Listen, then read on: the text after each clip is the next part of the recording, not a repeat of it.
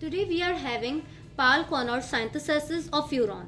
It is a 4+1 addition strategy. Here I have drawn the structure of furan. Furan actually is an heterocyclic compound having oxygen as an heteroatom. Now we are going to synthesis it. Okay, from which method? From Paal knorr synthesis method, and it is also called as 4+1 addition rule. Have a look over the reaction scheme. 1,4-diketones are going to treat under some conditions and they are going to give furan. What are the conditions? There would be the protonation take place. Basic conditions are also there. It means that TSOH is used. TSOH work is to pick up the proton. Beside this, some heat conditions or some temperature maintenance are also necessary for the synthesis of furan. Let me look for the mechanism that how this reaction proceed. First of all, in step number 1, we have to do protonation. These lone pairs of oxygen are going to pick up this hydrogen. As a result, protonation take place on both of the oxygens. In the second step, this hydrogen atom is going to be picked up by the base. As a result, when the base picks up the hydrogen shifts its bond here, and as a result, the bond between this carbon atom and this oxygen atom breaks down. And after the step number 2, what is going to be happen? A double bond is created on this position because of the shifting of bond here, as well as the bond between this carbon and this oxygen with this oxygen has been breaks down. Afterwards, in step number 3, what is going to occur? The lone pair electrons of oxygen are going to attack over this electrophilic center of carbon.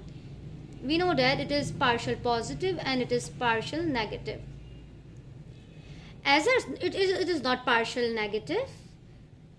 We know that partial charges are there, partial positive and partial negative, but here you can see that there is a positive charge onto the oxygen atom. Why the positive charge is created? Because oxygen is forming more than 2 bonds.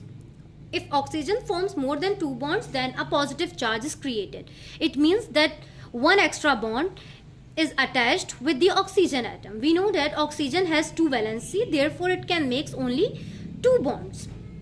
And if it makes 1 bond, then a negative charge is created. In the next step, just have a look over there. This is actually a cyclization step. Step number 3 is cyclization step. What is going to be happen? Oxygen lone pair are going to join at this site, and as a result, simultaneously, the bond between oxygen and carbon atom breaks down. Have a look over there. What is going to happen in step number 4? There is a transfer of hydrogen atom. Hydrogen is going to shift from this oxygen atom to this oxygen atom because of charge neutralization. As positive charge is created here, for charge neutralization, the hydrogen transfer take place in step number 4. Afterwards, nothing more is going to happen in this step. It is a quite simple step. Just have a look. This oxygen lone pair picks up this hydrogen atom, and this hydrogen is shifted from this position to that position. Okay,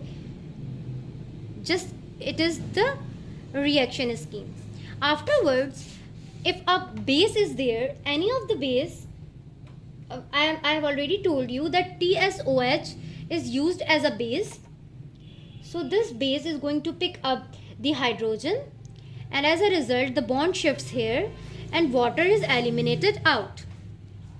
Water elimination and hydrogen elimination take place, and as a result, our main product formed, which is called as furan.